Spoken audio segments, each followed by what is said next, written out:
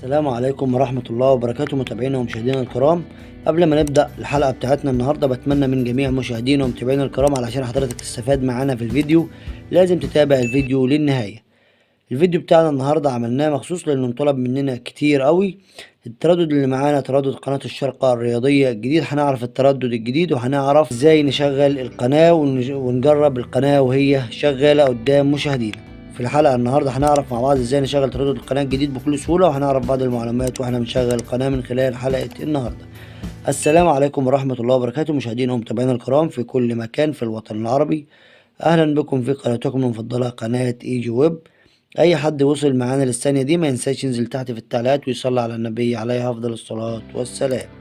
لو كنت من مشاهدينا الجدد ما تنساش تشترك معانا في القناة، وكمان تفعل زر الجرس ليصلك كل جديد القناة. وما تنساش لو عجبك الفيديو اضغط على زر اللايك، علشان اللايك بتاع حضرتك بيخلينا نستمر في نشر المزيد من الفيديوهات ونقدم كل ما هو جديد وحصري من خلال قناتنا على اليوتيوب. في ناس كتير قوي بتدور على فيديوهاتنا عشان تنزل جميع القنوات الجديدة والحصرية، والأهم من كده إن احنا أي تردد بنجيبه بنجربه قدام مشاهدينا ونشغله قدام مشاهدينا ومتابعينا الكرام. أما متابعينا فاحنا بنشترف بوجودهم معانا ودايما داعمين لينا ولقناتنا على اليوتيوب. زي ما قلنا في بداية الحلقة، التردد اللي معانا تردد قناة الشارقة الرياضية الجديد. هنعرف التردد الجديد للقناة واحنا مع بعض.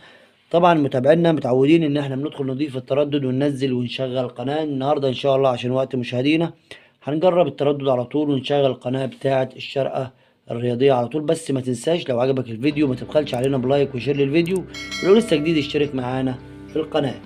ادي قناة الشارقة، ده التردد العادي مش الاتش دي، وادي اللوجو بتاع القناة. التردد بتاع القناة 11013 11013. ده التردد. معدل الترميز 27500. اما وجه استقطاب فهو عمودي في. ده التردد الجديد للقناة، وادي كمان اسم القناة، وادي اللوجو بتاع القناة. والقناة شغالة قدام مشاهدينا الحمد لله، القناة الوحيدة اللي بتجيب القنوات وتجربها قدام مشاهدينا. اتشرفت بمشاهدتكم معانا في الفيديو، واتمنى ان الفيديو ينال اعجابكم. انتظرونا في الفيديوهات القادمة، والسلام عليكم ورحمة الله وبركاته.